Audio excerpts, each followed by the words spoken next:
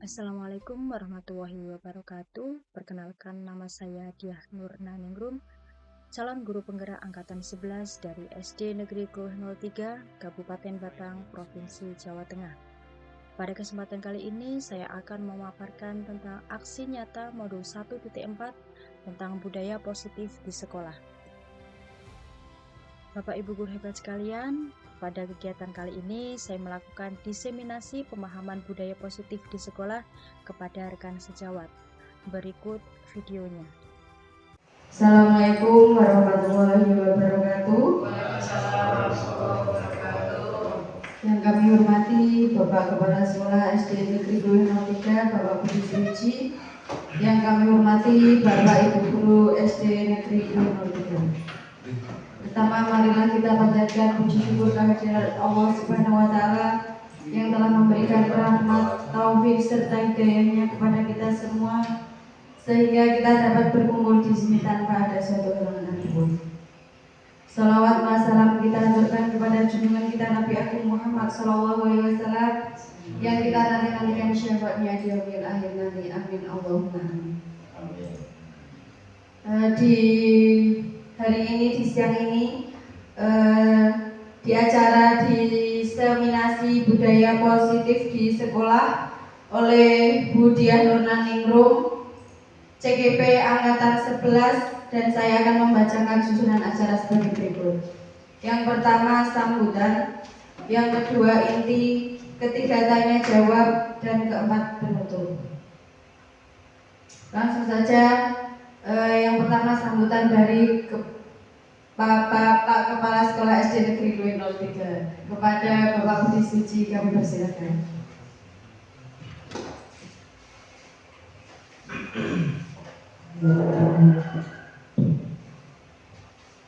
Assalamualaikum warahmatullahi wabarakatuh. Waalaikumsalam warahmatullahi wabarakatuh.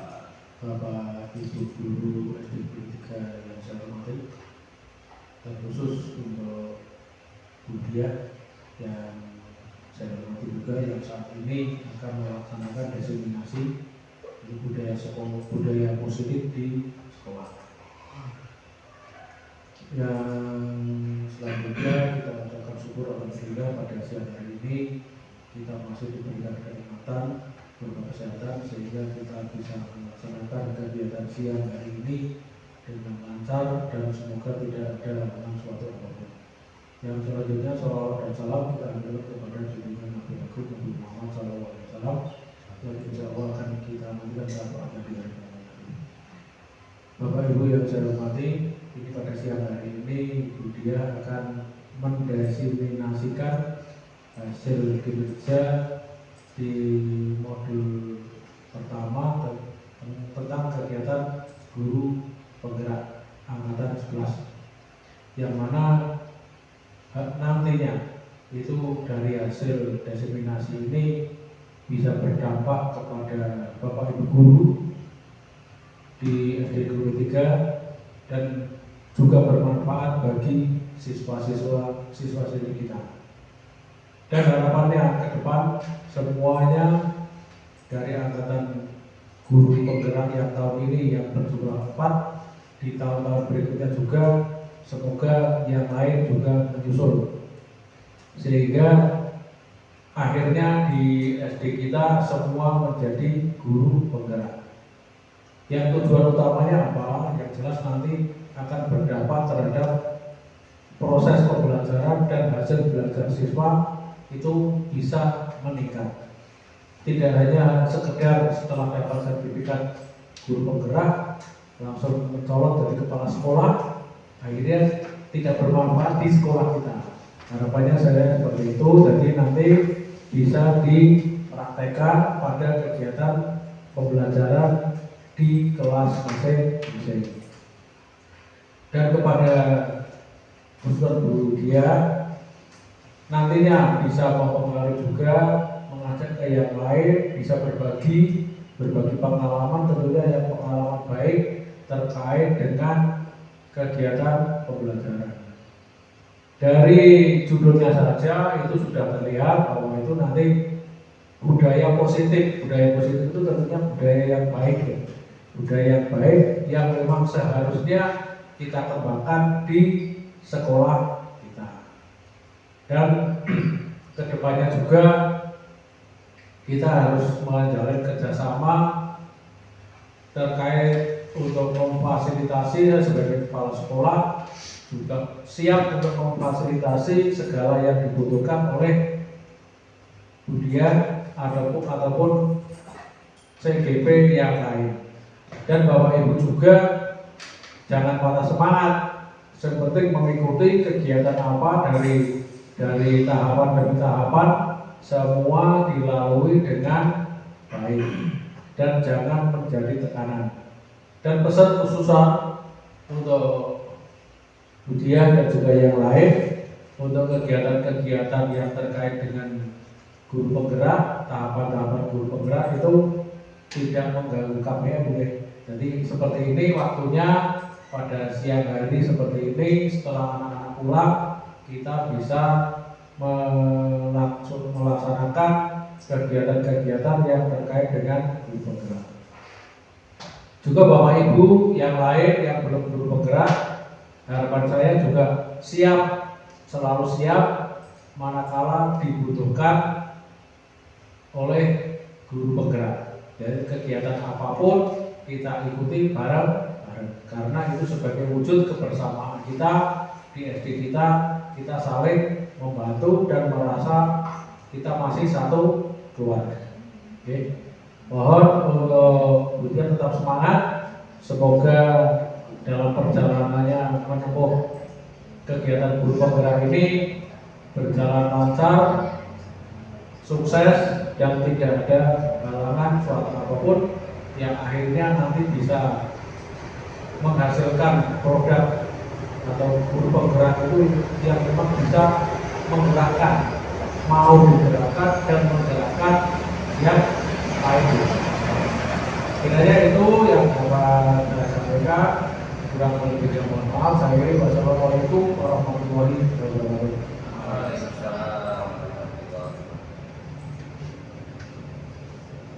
Terima kasih atas sambutannya. Memasuki acara yang kedua yaitu acara inti, kepada beliau Budian Nurnaningrum kami persilakan. Izin berdiri Bapak Ibu. Assalamualaikum warahmatullahi wabarakatuh. Waalaikumsalam warahmatullahi wabarakatuh.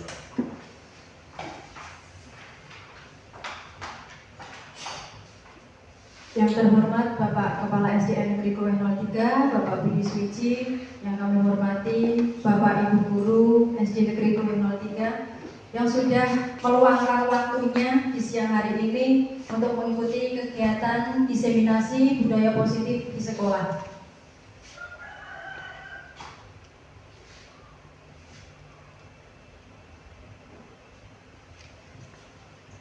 Bapak Ibu, untuk kegiatan budaya positif disiplin di sekolah itu ada kata-kata disiplin yang sering dibayangkan. Kebanyakan orang akan menghubungkan kata disiplin dengan tata tertib, teratur, dan kepatuhan pada peraturan. Kemudian disiplin itu juga merupakan sering dihubungkan dengan hukuman.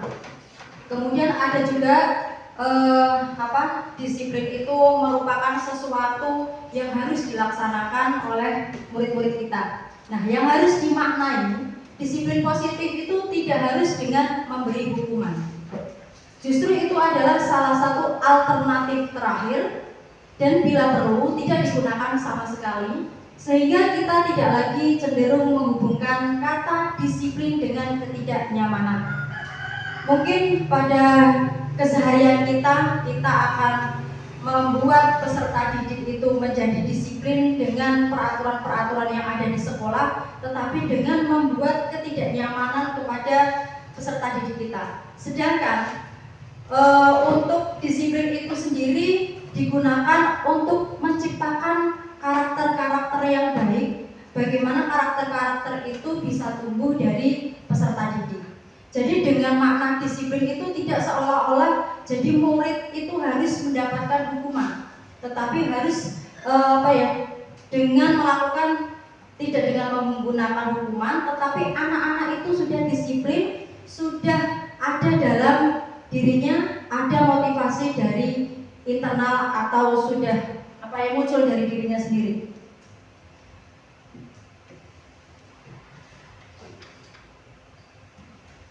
Kemudian mari kita refleksikan, apakah Anda atau B di sini adalah bisa berdua membuka kepalan tangan Anda. Kepalan, coba Bapak Ibu bisa seperti ini kepalan, kemudian dibuka. Mengapa? Apa alasan Anda atau misalkan bisa berdua membuka kepalan tangan Anda? Kemudian yang kedua, apakah Anda atau berdua itu menutup kepalan tangan Anda? Mengapa? Apa alasan Anda atau B tetap menutup kepalan tangan? Jadi misalkan kita praktek buka kepal, itu menurut siapa? Menurut Bapak Ibu, ketika kita melaksanakan kepalan kemudian kepalan dibuka, itu kan untuk merefleksikan tangan kita. Ketika merefleksikan tangan kita, itu kan tidak harus disuruh, ayo kepalkan tangannya, ayo buka, ayo kepalkan, ayo buka. Itu dengan perintah orang lain. Tetapi kita itu melakukan kepalan tangan, membuka, itu dengan sendirinya. Kemudian dalam kegiatan ini, sesungguhnya siapa yang memegang kendali atau kontrol untuk membuka atau menutup kepalan tangan? Kepalan tangannya sendiri. Itu sebenarnya siapa yang mengendalikan kontrol tersebut? Ada yang mau memberikan tanggapan kepalan tangan? Kalau manusia mempunyai tangan dikepal, dibuka, itu yang mengontrol, membuat kendali itu siapa Bapak Ibu? Menurut pendapat saya yang mengendalikan yaitu diri kita sendiri. Ya. Itu juga dari saya. Terima kasih, bisa tepuk tangan untuk Bu Husaina. Ya. Ada yang lain mungkin kecuali dari dirinya sendiri. Oh, saya mau mengepalkan tangan saya mau membuka kepalan tangan saya. Kecuali dari dirinya sendiri, ada yang lain? Betul nggih? Dari dirinya sendiri. Kemudian menurut choice theory Dr. William Glasser dalam kontrol teori meluruskan beberapa miskonsepsi tentang makna kontrol. Kontrol itu kan mengendalikan. Nah, di sini ada ilusi atau bayangan. Jadi ketika kita mengontrol itu merupakan ilusi guru mengontrol murid. Kemudian yang kedua, ilusi bahwa semua penguatan positif efektif dan bermanfaat. Kemudian yang ketiga, ilusi bahwa kritik dan membuat orang merasa bersalah dapat menguatkan karakter. Jadi ketika kita menemui adanya murid kemudian melanggar peraturan, kita membuat anak itu seolah-olah anak itu yang salah. Dengan kita membuatkan bersalah kepada murid kita, itu tidak terus dikaitkan dengan menguatkan karakter supaya karakter anak ini menjadi lebih baik. Dengan adanya seperti ini, kamu itu harus melakukan yang lebih baik. Dengan kita menekan-nekan, kemudian anaknya semakin merasa bersalah dengan apa yang dilakukan, itu tidak menguatkan karakter dari si murid tersebut. Kemudian ilusi bahwa orang dewasa memiliki hak untuk memaksa. Di sini memaksa itu apa ya? Kadang kita sebagai guru memaksa anak, padahal seolah-olah guru itu ya supaya anak itu lebih baik. Tetapi menurut murid itu kadang-kadang gurunya itu memaksa. Saya tidak suka. Kadang seperti itu. Jadi ilusi bahwa orang dewasa memiliki hak untuk memaksa itu kurang pas. Karena walaupun orang dewasa bisa mengendalikan orang yang lebih muda atau murid, itu tidak harus dengan cara memaksa. Selanjutnya ada makna disiplin menurut Ki Hajar Dewantara. Untuk mencapai kemerdekaan atau dalam konteks pendidikan kita saat ini, untuk menciptakan murid yang merdeka, syarat utamanya adalah harus ada disiplin yang kuat. Disiplin yang dimaksud adalah disiplin diri yang memiliki motivasi internal. Jadi biasanya kita akan melaksanakan kedisiplinan itu setelah kita membuat peraturan.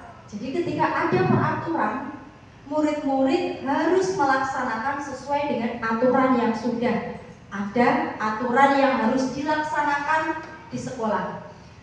Tetapi menurut Ki Hajar Dewantara, disiplin itu adalah disiplin diri. Yang dimaksud disiplin diri itu harus ada dari motivasi murid itu sendiri. Jadi tidak tanpa paksaan.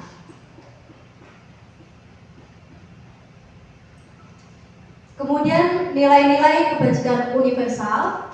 Nilai-nilai kebajikan universal merupakan sifat-sifat positif manusia yang merupakan tujuan mulia yang ingin dicapai setiap individu yang disepakati bersama, lepas dari suku, bangsa, agama, bahasa maupun latar belakangnya. Jadi untuk nilai-nilai kebajikan ini tidak memandang itu dari suku apa, bangsa apa, kemudian agamanya apa, bahasa atau latar belakangnya. Nilai-nilai kebajikan ini menyeluruh untuk semuanya. Profil pelajar Pancasila. Mungkin Bapak Ibu sudah paham semua ini tentang profil pelajar Pancasila. Ada 6. Supaya tidak mengantuk, mari kita menyanyi bersama-sama. Mungkin Bapak Ibu sudah bisa semua, sudah hafal semua dan ya, bisa dimulai sekarang. Ada yang mau memimpin? Saya, ya, silakan. Pakai gerakan ya. Oke, pakai gerakan ya. Bisa berdiri? Nah, ini berdiri. Oh, yang lain. Oke. Pakai gerakan deh. Oke. Ini. Pelajar Pancasila. Pelajar Pancasila beriman dan bertakwa pada Tuhan Yang Esa dan berakhlak mulia, berkebinekaan global, gotong royong mandiri, kreatif dan bernalar kritis. Terima kasih Ibu, saya bagus sekali gerakannya.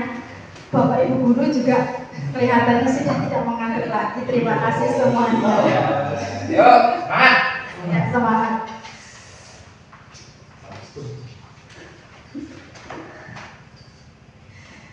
Selanjutnya, ini ada kasus Bapak Ibu. Jadi ini ada studi kasus yang pertama itu ada permasalahan, kemudian di situ juga sudah ada penyelesaiannya. Jadi kasus yang pertama, Iva kurang menguasai pelajaran matematika sehingga pada saat pelajaran tersebut berlangsung dia lebih banyak berdiam diri atau menggambar di buku pelajarannya. Pada saat guru matematikanya, Pak Seno, menanyakan pertanyaan Iva menjadi gugup. Dan tak sengaja menjatuhkan tasnya dari kursi, serta tiba-tiba menjadi gagap pada saat berupaya untuk menjawab. Seluruh kelas pun tertawa melihat perilaku Iva yang bicara tergagap dan terkejut tersebut. Pak Seno pada saat itu membiarkan teman-teman Iva menertawakan Iva yang tergagap dan malu luar biasa. Dan malahan minta Iva untuk maju ke depan dan berdiri di depan kelas sambil menunjuk hidungnya. Karena tidak bisa menjawab pertanyaan Pak Seno, kelas makin gaduh dan anak-anak pun tertawa melihat Iva di depan kelas memegang ujung hidungnya. Jadi kadang situasi seperti ini juga kita alami. Ketika kita mengajarkan ke siswa, kemudian siswanya tidak memperhatikan, kemudian kita tiba-tiba menunjuk anak tersebut pasti akan gugup karena tadi itu belum konsentrasi dengan apa yang disampaikan oleh Pak Guru atau Bu Gurunya. Nah, yang dilakukan Pak Seno itu malah yang tadi ditunjuk kemudian gugup, ada tasnya jatuh, itu malah disuruh maju. Wong tadi saja sudah malu karena gugup tasnya jatuh, malah disuruh maju. Disuruh maju itu menjadi pusat perhatian bagi teman-teman satu kelas. Kalau mungkin pas di tempat duduknya itu hanya sebagian, di depan itu menjadi pusat perhatian. Ketika di depan malah Pak Senonya sambil menunjuk, ditunjuk-tunjuk hidungnya. Nah, kira-kira kalau ada kasus seperti ini, apakah Bapak Ibu setuju dengan tindakan Pak Seno terhadap Iva? Mengapa setuju, mengapa dan tidak setuju? Monggo Bapak Ibu, ada yang mau memberikan pendapat?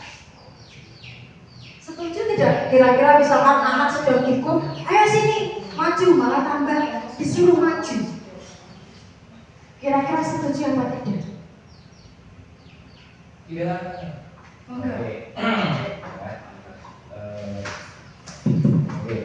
Terima kasih. Menurut pendapat saya kurang setuju dengan apa yang dilakukan sama Pak Seno tadi. Pak Seno, Iya, oke. Pak Seno. Karena yang pertama memang betul si IPA itu kan belum siap, ya. Jadi kan konsentrasinya belum terpusat, akhirnya langsung ditanya otomatis dia gugup, ditanya pun tidak akan keluar karena mungkin pikirannya masih jajan atau gimana gitu kan. Terus ditambah lagi Pak Senonya malah menyuruh si IPA-nya maju gitu kan. Akhirnya malah teman-teman sekelasnya itu jadi gaduh. Yang pertama mungkin akhirnya akan menimbulkan IPA-nya itu terasa terbuli, gitu kan, terasa terbuli. Terus yang kedua juga secara tidak langsung karena Pak Seno itu menyuruh IPA menunjuk hidungnya di depan kelas atau megang hidungnya gitu kan. Itu salah satu bentuk hukuman, juga salah satu bentuk bullying juga. Mungkin itu menurut saya. Terima kasih. Setuju. Terima kasih atas tanggapannya Pak Rofi. Beri aplaus buat Pak Rofi. Ada yang lain yang mau menanggapi, mungkin mempunyai pendapat yang berbeda dengan Pak Rofi. Kalau Pak Rofi itu tidak setuju karena tindakan Pak Seno itu juga termasuk bullying ke Iva. Ada yang lain Bapak Ibu? Sudah cukup? Cukup. Oke. Sekarang yang kedua, menurut Bapak atau Ibu, tindakan Pak Seno terhadap Iva adalah sebuah hukuman atau konsekuensi. Mengapa?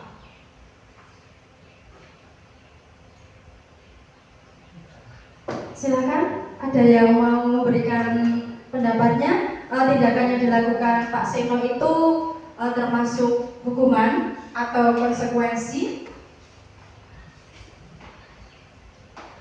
Monggo Bapak.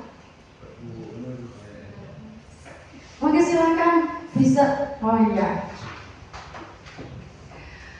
Menurut saya tindakan Pak Seno terhadap Iva adalah hukuman. Karena langsung melakukan tanpa basa-basi, dia langsung menunjuk-nunjuk dan itu termasuk hukuman. Itu menurut pendapat saya. Terima kasih. Terima kasih Bu Huzaimah. Ada lagi yang lain? Kalau menurut Bu Huzaimah adalah itu merupakan hukuman. Jadi ketika ada pelajaran tidak memperhatikan, langsung ditunjuk Ivanya, gugup, langsung maju ke depan. Hukuman, ada lagi yang lain? Oh ya, terima kasih. Monggo. Terima kasih. Jadi saya pendapatnya hampir mirip dengan Bu Irma. Yang dilakukan Pak Seno terhadap Iva ini menurut saya ini termasuk hukuman. Karena kenapa? Karena Pak Seno itu secara refleks tindakannya itu langsung menuju IFA dan tidak memberikan penjelasan tentang oh ini Mbak IFA ini konsekuensi dan lain-lain itu. Terima kasih. Silakan beri tepuk tangan untuk Pak Rozak dan tadi untuk Bu Zaimah juga tadi lupa ya. Berdua, terima kasih atas tanggapannya. Yang dilakukan Pak Seno itu adalah sebuah hukuman karena memang belum tidak ada peraturannya langsung dengan refleks dengan itu ya seperti kandangnya sendiri. Pokoknya anak salah langsung maju, tidak ada aturan yang sudah disepakati dan lain sebagainya. Kita lanjut. Nah, untuk yang kedua ada studi kasus imam yang bangun kesiangan. Saya butuh bantuan dari Bapak untuk membaca supaya lebih biar gantian. Yang tidak betul. Jadi kasus pada dibaca imam bangun kesiangan karena badan sama saudara-saudaranya untuk melihat final Liga Champions Eropa, sehingga imam terlambat untuk mengikuti jam pertama yaitu pelajaran penjas orkes. Setelah dia meminta izin kepada gurunya yaitu Pak Rudi, setelah diizinkan mengikuti jam penjas orkes, Pak Rudi meminta imam untuk lari mengelilingi lapangan basket sebanyak 3 putaran. Terima kasih Pak Nande. Berikan tepuk tangan buat Pak Nande. Ya. Ini ada kasus yang kedua, ada imam bangunnya kesiangan, kemudian kesiangannya itu karena melihat final Liga Champions, kemudian terlambat, setelah itu dihukum oleh Pak Rudi untuk berkeliling mengelilingi lapangan sebanyak 3 putaran. Nah, sama seperti tadi, menurut Bapak atau Ibu, adakah perbedaan yang terjadi antara kasus 2 dengan kasus 1 dalam menyelesaikan masalah? Kalau tadi yang kasus pertama itu menyelesaikannya ya tetap jadi maju refleks itu termasuk hukuman. Kemudian kalau yang kedua tadi langsung diminta untuk berkeliling mengelilingi lapangan sebanyak 3 kali. Menurut Bapak Ibu untuk kasus 1 dan kasus 2 itu penyelesaiannya sama apa beda? Moga apa Bapak olahraga? Bapak olahraga? Mau menanggapi? Ini tentang olahraga. Kalau ada murid yang terlambat, muridnya diminta keliling lapangan. Kalau di sini 3 kali, mungkin hanya 1 kali atau setengah putaran atau berapa putaran mungkin? Karena udah ada kesempatan pas, jadi ya nggak masalah. Oke, terima kasih ya. Tadi kan ada Mas Imam ya, tadi Mas Imam yang terlambat karena nonton final Liga Champions gitu kan. Akhirnya Pak Gurunya, Pak Guru tadi Pak Gurunya itu tetap mengizinkan imam ikut, tapi dengan konsekuensi imamnya harus keliling putaran, betul kan? Di pertanyaan 1 perbedaan yang terjadi antara kasus 1 dan 2 dalam menyelesaikan masalah adalah tak kira ini berbeda ya, berbeda karena mungkin menurut saya yang kasus 1 itu kan Pak Seno kan langsung memberikan hukuman ke dia. Tapi kalau yang kasus kedua Pak Guru yang penjas orkes itu tetap mengizinkan si imam ikut olahraga, tapi dengan konsekuensi imam harus membayar perbuatannya karena dia itu terlambat malamnya nonton sepak bola. Jadi menurut saya seperti itu. Terima kasih. Terima kasih pendapat yang luar biasa dari Pak Raffi. Silakan beri aplaus untuk Pak Raffi. Ya, menurut Pak Rofi itu beda. Kalau yang kasus pertama itu hukuman, kasus yang kedua itu konsekuensi. Jadi menjawab yang kedua ya. Menurut Bapak Ibu, apakah yang dilakukan Pak Rudi merupakan sebuah hukuman atau sebuah konsekuensi? Menurut Pak Rofi itu termasuk konsekuensi karena tetap mengizinkan imam mengikuti pembelajaran, tetapi dengan konsekuensinya berkeliling dulu. Nah, untuk selanjutnya misalkan itu kan guru olahraga, penjas orkes, boleh anaknya berkeliling. Kalau misalkan Bapak Ibu guru kelas, misal ini, saya tambahkan sendiri, apakah boleh juga melakukan seperti itu menurut Bapak Ibu? Boleh tidak? Misalkan ada anak yang terlambat, kemudian kamu sudah terlambat, boleh masuk silakan, tapi muter-muter lapangan dulu. Kira-kira boleh apa tidak? Tidak. Ada yang mau memberikan alasannya kenapa kok tidak boleh?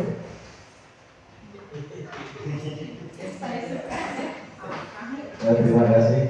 Bagi saya hukuman yang bersifat fisik itu tidak boleh. Itu jadi yang kedua, hukuman yang membuat anak itu menjadi kepercayaan diri lanjut juga tidak boleh. Bahkan yang paradigma yang baru itu kan tidak boleh memberikan hukuman. Maksudnya kita harus membuat anak itu sadar akan kesalahannya. Bagi saya, guru tidak boleh menghukum anak. Contohnya seperti tadi menghukum lari itu bagi saya tidak boleh. Begitu Pak Rahman, tidak boleh. Terima kasih Pak Aris. Pak Rahman mau menambahkan kalau muridnya misalkan terlambat seperti itu, boleh tidak memberikan hukuman keliling halaman 5 kali atau 3 kali seperti itu? Terima kasih. Sebenarnya kasus ini menarik. Dari kaji ini menarik sekali. Dari dua kasus ini bisa saya sedikit menimbulkan sendiri, bukan dengan saya sendiri. Yang kasus tadi yang pertama adalah respon respon mendadak dari Pak Seno terkait ada muridnya yang ngantuk, kemudian ditanya malah kelasnya jatuh, malah dihukum. Dan itu respon secara otodidak.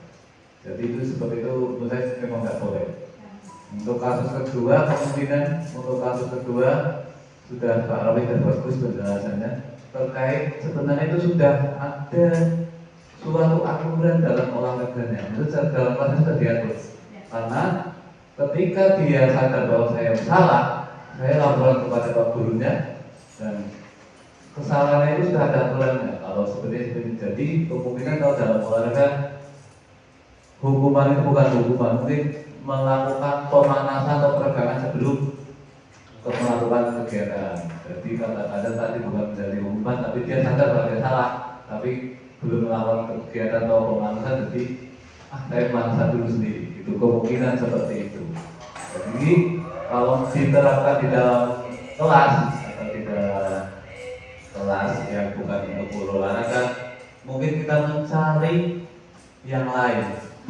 Kalau di olahraga melakukan pemanasan, kalau di kelas mencari bukan hukuman ya, apa namanya, konsekuensi dari kesalahan dia itu mencari hal yang lain yang bisa diterapkan di dalam kelas seperti itu. Tapi saya masih bingung.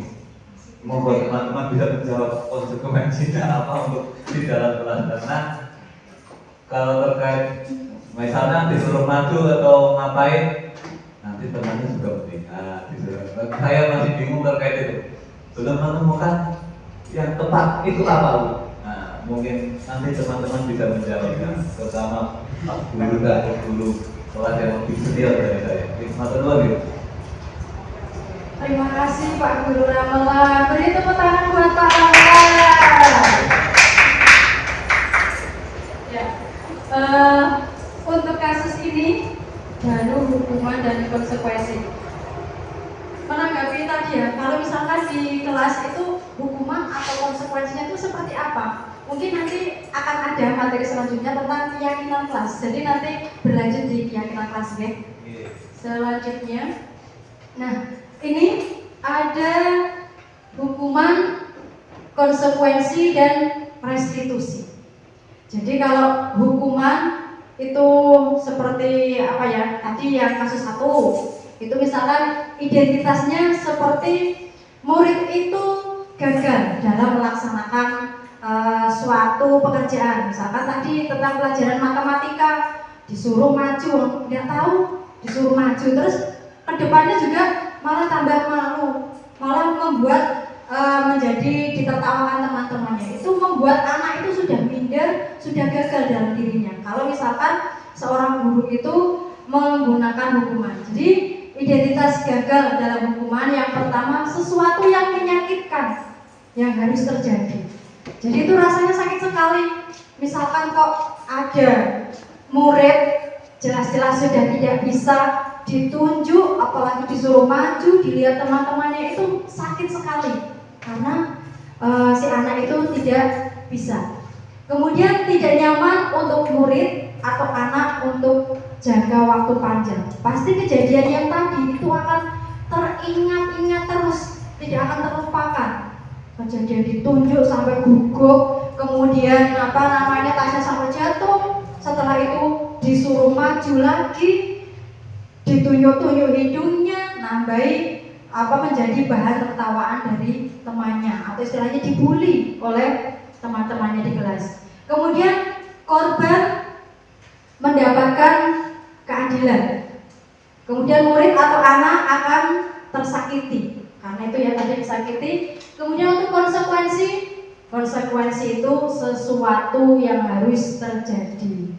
Mungkin tadi kalau di pelajaran di kasus 2 pelajaran penjas itu anak terlambat, kemudian konsekuensinya berkeliling lapangan, itu sudah merupakan kesepakatan sebelumnya yang sudah dibuat oleh Bapak penjas dengan murid-muridnya.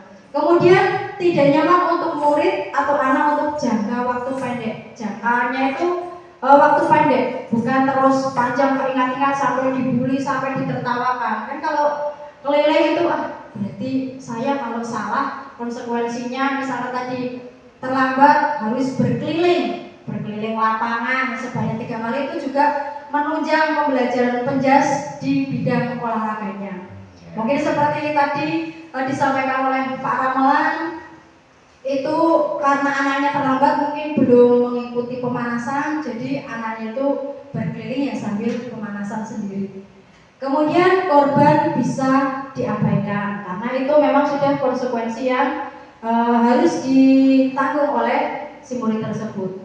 Murid atau anak dibuat tidak nyaman karena tadi mungkin yang lain sudah tidak berkeliling lapangan, tidak pemanasan, dia pemanasan sendiri. Kemudian yang ketiga ada restitusi. Restitusi itu merupakan pilihan. Jadi bisa menggunakan konsekuensi atau restitusi dalam melaksanakan kedisiplinan di sekolahan. Kalau restitusi menguatkan untuk murid atau anak dalam jangka waktu panjang. Kemudian korban mendapatkan ganti. Kemudian murid, anak mendapatkan penguatan. Itu di konsekuensi dan restitusi merupakan yang bisa diterapkan untuk meningkatkan kedisiplinan. Kemudian itu termasuk identitas kesuksesan. Jadi dengan kita menerapkan konsekuensi dan restitusi itu bisa membuat sebuah identitas bahwa siswa itu sukses. Kemudian ada lagi ini identitas gagal hukuman, perilaku pasif, agresif meningkat. Kemudian sistem tidak akan berjalan bila murid tidak takut. Jadi kalau hukuman itu membuat anak takut sama gurunya saja ya sudah ketakutan sendiri. Itu karena sudah terbiasa dengan adanya hukuman. Supaya kok tidak dihukum, jadi anak saya tidak mau melakukan itu, sudah takut melihat gurunya. Kemudian berlaku hanya pada sebuah institusi konsekuensi tidak berlanjut pada kehidupan nyata. Jadi kalau ada guru yang sukanya memberikan hukuman, itu ya misalkan anak terlambat di pelajaran, bukan yang di penjas ya, kesepakatannya nggak ada, keliling lapangan tiba-tiba gurunya memberikan hukuman ke anak berkeliling. Nah, dari situ anak itu akan menjadi takut, tetapi hal itu tidak berlanjut pada kehidupan nyata. Di kehidupan nyatanya apa misalkan? Kan tidak ada. Misalkan anak kok pulang ke rumah terlambat, oh nanti kamu berkeliling lapangan sama orang tuanya. Kan tidak, itu hanya di sekolahan karena gurunya melaksanakan hukuman itu. Peraturannya adalah kamu harus, jadi guru yang menerapkan hukuman itu menekan siswa, menekan pokoknya kamu harus ini, harus melaksanakan seperti ini dan seperti itu. Kemudian murid atau anak akan membenci peraturan. Ada yang bilang kalau misalkan peraturan itu harus dilanggar. Kadang-kadang anak sampai bicara seperti itu karena kok adanya peraturan-peraturan seperti ini. Kemudian konsekuensi itu penguatan hanya bertahan dalam jangka pendek, memerlukan monitoring dan supervisi terus-menerus dari guru. Kemudian membantu penerapan mengikuti peraturan dalam masyarakat. Apa peraturannya? Nah, ketika kita mau menanyakan konsekuensinya dengan menggunakan apa peraturan yang sudah kita sepakati, apa peraturan yang ada, kemudian mampukah kamu melakukannya, kemudian mengucapkan terima kasih. Ada lagi, murid atau anak akan menghormati peraturan. Ketika si anak itu melanggar peraturan yang sudah disepakati, ia akan melaksanakan karena itu merupakan konsekuensi yang harus didapatkan. Kemudian restitusi, masalah terpecahkan, murid belajar bertanggung jawab untuk perilakunya sendiri. Kemudian fokus pada pemecahan masalah dalam jangka waktu panjang. Kemudian kalimat yang bisa digunakan itu apa yang kamu yakini. Bisa bertanya ke murid yang melanggar itu atau tidak sesuai dengan kesepakatan, ditanyakan apa yang kamu yakini, apa yang bisa kamu lakukan untuk memperbaiki masalah ini. Jadi apa yang bisa kamu lakukan untuk memperbaiki masalah ini. Tanya keyakinannya apa, kemudian kira-kira solusinya bagaimana kalau ada masalah seperti ini. Kemudian murid atau anak menghormati dirinya dan orang lain. Nah, ini tentang keyakinan kelas. Mengapa keyakinan kelas? Mengapa tidak peraturan kelas saja? Pemantiknya, mengapa Bapak Ibu sebagai guru ASN melakukan absen pinjer sebelum pukul 7?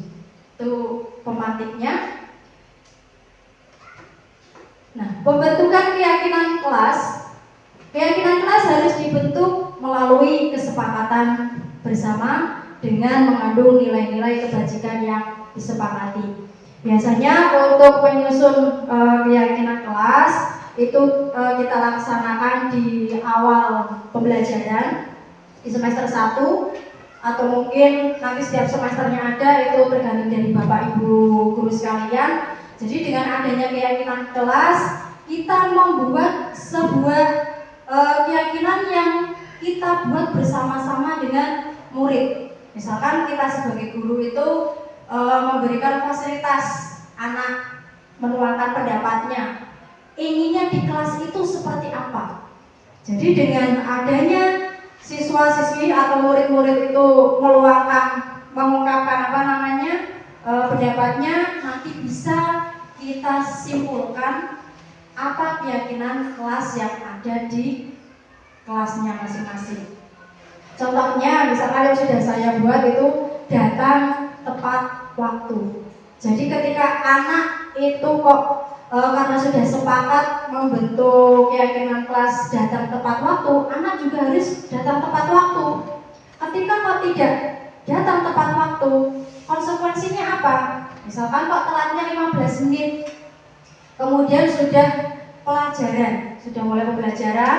Nah nanti misalkan ada konsekuensinya. Nanti ketika anak sudah selesai pembelajaran, yang lain sudah istirahat, anak yang terlambat tadi tetap melaksanakan pembelajaran, melanjutkan tugasnya yang belum selesai itu di kelas, walaupun teman-teman yang lain itu sudah di luar.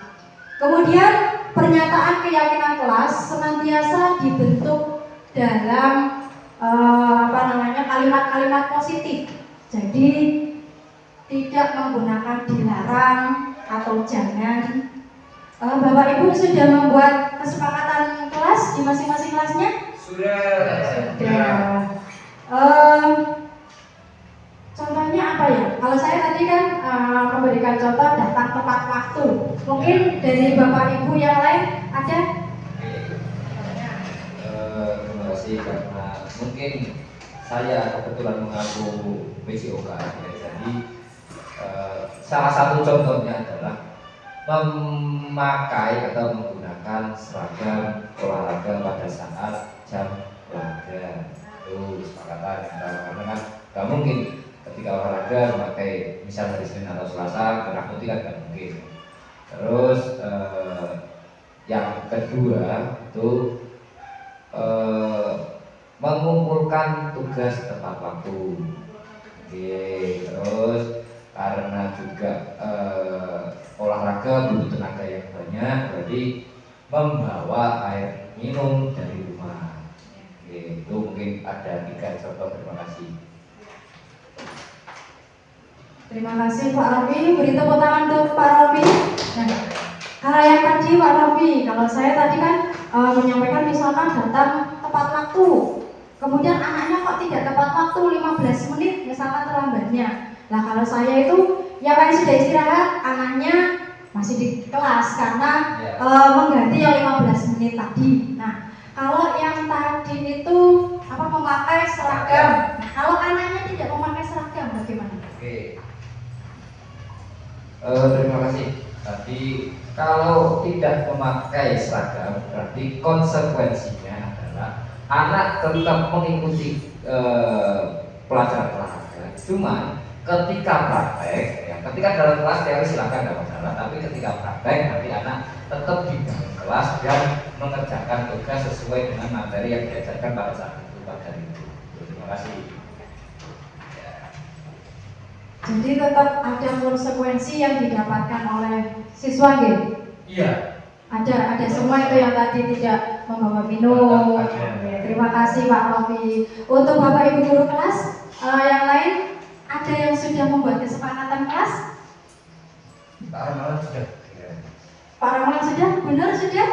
Kesepakatan kelas? Enggak? Mengerjakan tugas yang diberikan oleh guru.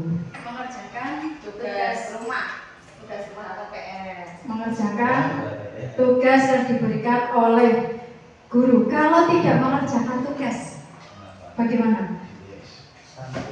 Ditanyai dulu kenapa alasannya tidak mengerjakan PR, nanti dicari solusinya bagaimana. Solusinya ya tergantung masalah anak tersebut. Berarti itu lebih nanti menanyakan lagi, gitu. Oke. Kemudian keyakinan kelas hendaknya tidak terlalu banyak. Kira-kira kemarin yang sudah dibuat itu banyak apa sedikit? Banyak. Banyak. Apa saja itu Pak? Kok banyak sekali? Coba Pak. Kok banyak? Kok banyak? Keyakinan kelas itu seperti kesepakatan kelas ya? Iya. Kalau di kelas saya itu sedikit banyak. Sedikit banyak. Sedikit atau banyak? Sedikit atau banyak? Banyak. Sedikit. Hampir semua yang bisa mengganggu ketertiban kelas saya bikin keyakinan kelas karena nanti bisa mengganggu. Misalkan contoh ya, ada anak yang nggak piket, berarti saya buat kesepakatan kelas tidak dilarang, nggak boleh atau Dilarang. melakukan kegiatan piket sesuai waktunya. nanti masalahnya.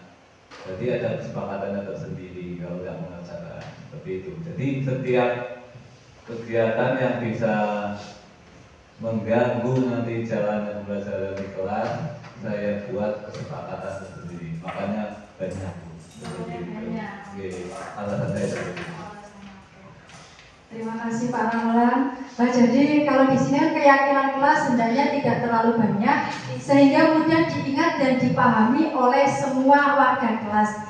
Jadi ketika tadi di kelasnya Pak Ramelan itu keyakinan kelasnya banyak, itu berarti semua warga kelas itu sudah memahami, mengingat dengan pasti bahwa keyakinan kelas sebanyak ini saya tahu, saya paham, saya harus melaksanakan itu semua.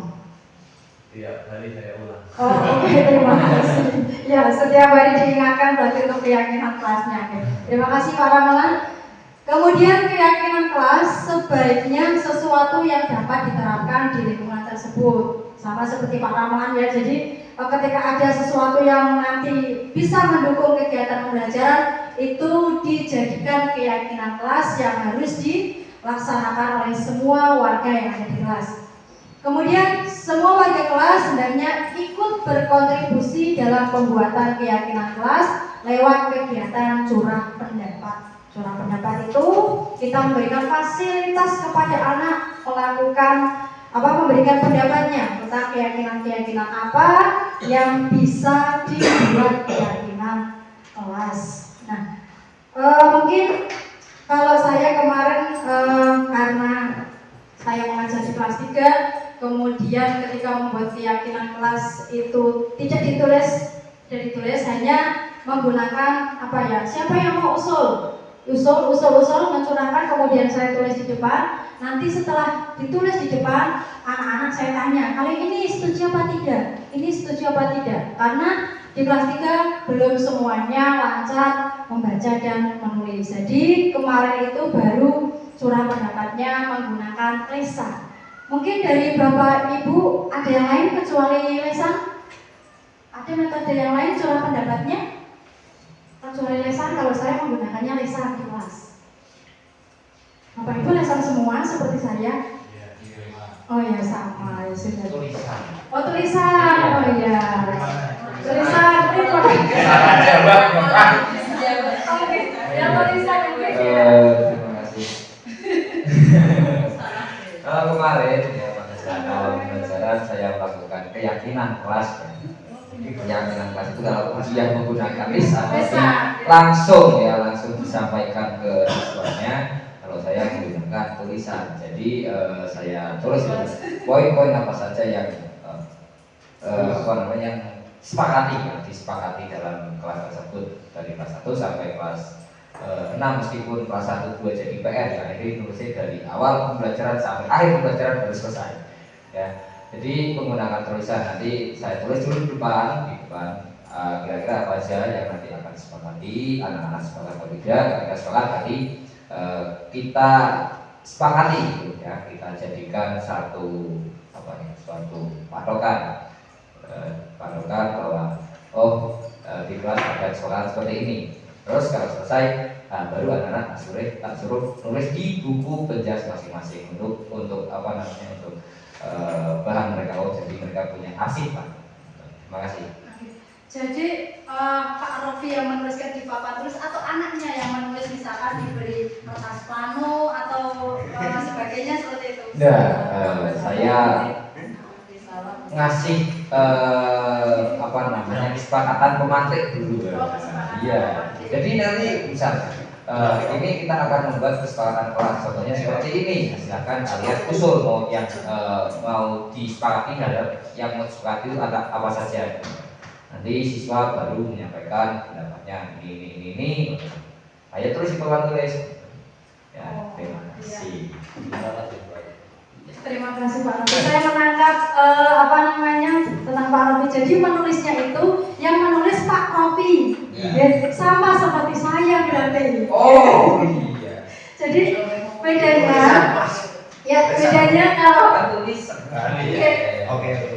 bedanya itu kalau saya kan belum menuliskan di sini dulu. Jadi anak-anak kira-kira keyakinan apa yang Tidak terlambat Bu Guru, kan tidak terlambat. Saya tulis dulu, saya yang nulis di sini, tapi anaknya lesan. Oh. Oke, tidak terlambat saya nulis, bukan terus anaknya menulis, terus nanti ditempel-tempel atau bagaimana. Nah, Oh ya. kalau untuk Pak Rofi, caranya itu Pak Rofi sudah ada pemantik, kemudian nanti ditanyakan ke anak-anak, nanti anak-anak berpendapat, nanti ditaruh di papan tulis lagi, kita sepakati bersama. Iya. Ya.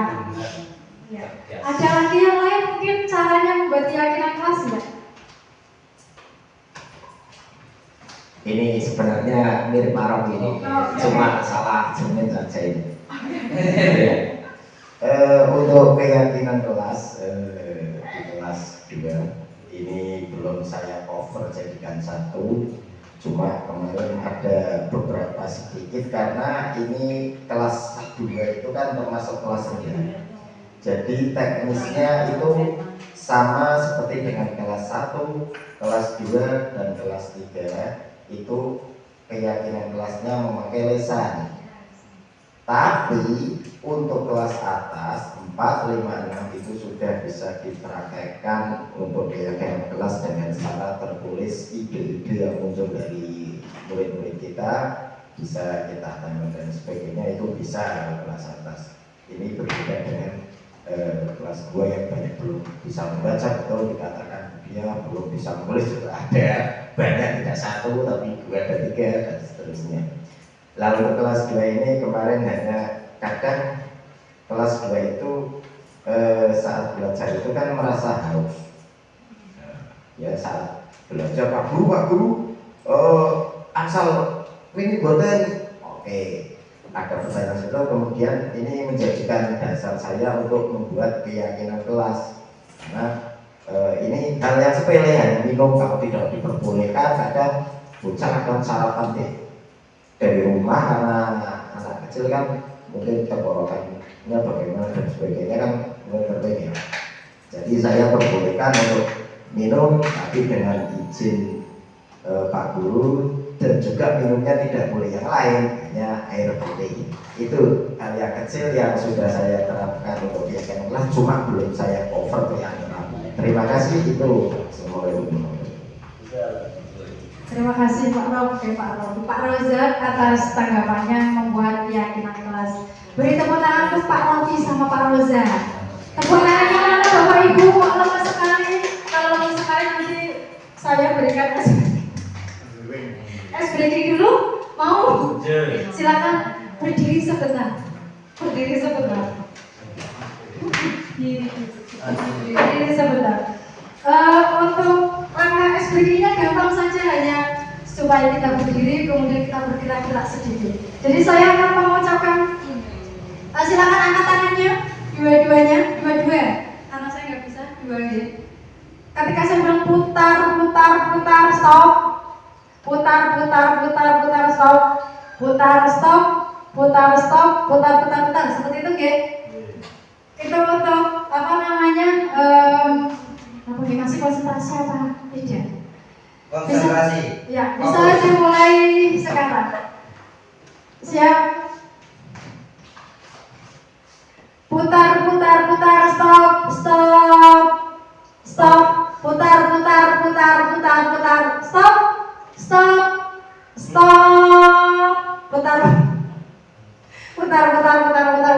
stop. Oke, terima kasih. Sejenak. Putar ya. Kemudian, nah ini nilai kebajikan, contoh keyakinan kelas. Kami meyakini bahwa sangat penting untuk menghormati semua orang dan barang milik orang lain. Kemudian kalau ada nilai kebajikan bekerja, kami meyakini bahwa sangat penting untuk mengerjakan segala pekerjaan atau mengikuti kegiatan yang telah ditugaskan. Kemudian kalau ada nilai kebajikan diterima dan dimiliki, kami meyakini bahwa sangat penting untuk merasa diterima pada suatu kelompok dan saling peduli satu dengan yang lain. Ini contoh keyakinan kelasnya. Nah ini ya, kalau contoh pendalaman keyakinan kelas, tampak dan tidak seperti tampak. Tampaknya datang tepat waktu, tidak tampaknya sering hadir terlambat. Kemudian tampak menyapa teman dan guru setiap hari, tidak tampaknya tak acuh kepada teman dan guru. Kemudian tampak seperti mengembalikan barang teman yang telah dipinjam dan mengucapkan terima kasih, tidak tampaknya tidak mengembalikan barang yang telah dipinjam dan meletakkan sembarangan. Kemudian kebutuhan dasar manusia ada 5, yaitu penguasaan, kasih sayang dan rasa diterima, kebebasan, kesenangan, dan bertahan hidup. Ketika seorang murid melakukan suatu perbuatan yang bertentangan dengan nilai-nilai kebajikan atau melanggar peraturan, hal itu sebenarnya dikarenakan mereka gagal memenuhi kebutuhan dasar mereka. Jadi kebutuhan-kebutuhan dasar ini harus kita penuhi kepada murid. Kemudian ada restitusi, 5 posisi kontrol guru.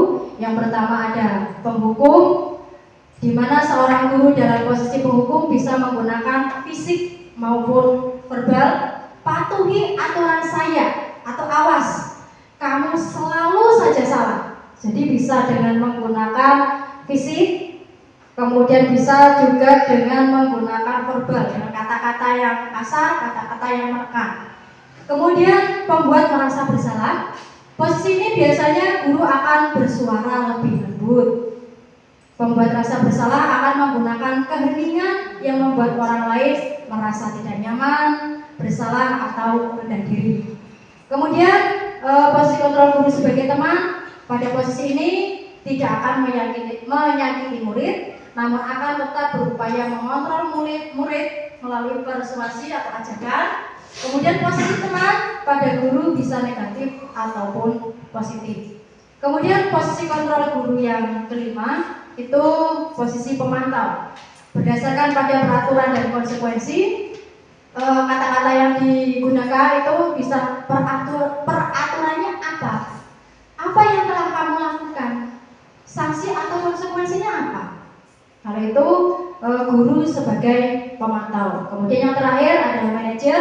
Manajer adalah posisi di mana guru berbuat sesuatu bersama dengan murid, mempersilahkan murid mempertanggungjawabkan perilakunya, mendukung murid agar dapat menemukan solusi atas permasalahannya sendiri. Jadi diharapkan di sini kita sebagai guru itu menggunakan posisi kontrol manajer, di mana murid menyelesaikan masalahnya sendiri. Ada segitiga restitusi. Segitiga restitusi itu yang pertama menstabilkan identitas. Dengan kata-kata, mungkin setiap orang pasti pernah melakukan kesalahan. Kamu bukan satu-satunya yang pernah melakukan ini. Kemudian ada validasi tindakan yang salah. Kamu tentu punya alasan mengapa melakukan itu.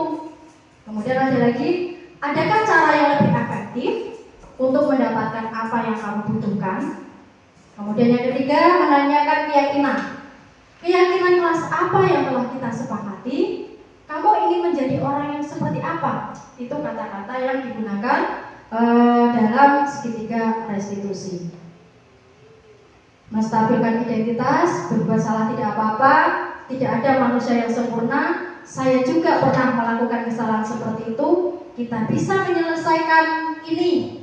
Kemudian atau lagi, Bapak Ibu tidak tertarik mencari siapa yang salah, tapi Bapak Ibu ingin mencari solusi dari permasalahan ini. Kemudian kamu berhak merasa begitu. Apakah kamu sedang menjadi teman yang baik buat dirimu sendiri? Itu kata-kata yang bisa digunakan untuk menstabilkan identitas. Kemudian memvalidasi, padahal kamu bisa melakukan yang lebih buruk dari ini ya. Kamu pasti punya alasan mengapa melakukan hal itu, dan sampai kamu boleh mempertahankan sikap itu, tapi kamu harus menambahkan sikap yang baru. Mungkin sudah melakukan kesalahan, tetapi harus menumbuhkan sikap yang baru lagi. Kemudian menanyakan keyakinan. Apa yang kita percaya sebagai kelas atau keluarga? Apa nilai-nilai umum yang telah kita sepakati? Apa bayangan kita tentang kelas yang ideal? Kamu mau jadi orang yang seperti apa? Itu adalah menanyakan keyakinan dalam segitiga restitusi. Terima kasih. Demikian pemaparan tentang budaya positif di sekolah. Untuk waktu selanjutnya saya berikan kepada pembawa acara. Saya akhiri, wabillahi taufiq wal hidayah. Wassalamualaikum warahmatullahi wabarakatuh. Waalaikumsalam warahmatullahi wabarakatuh.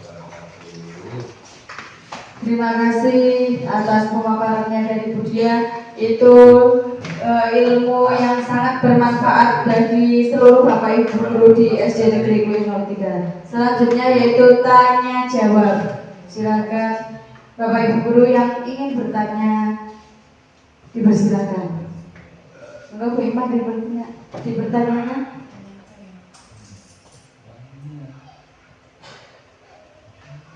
Apakah sudah cukup jelas pemaparan dari Bu Dia? Cukup. Alhamdulillah. Kalau tidak ada yang mau bertanya, akan kami tutup dengan bacaan hamdalah bersama-sama. Alhamdulillah. Tepuk tangan yang meriah. Waalaikumsalam warahmatullahi wabarakatuh. Assalamualaikum warahmatullahi wabarakatuh. Waalaikumsalam warahmatullahi wabarakatuh.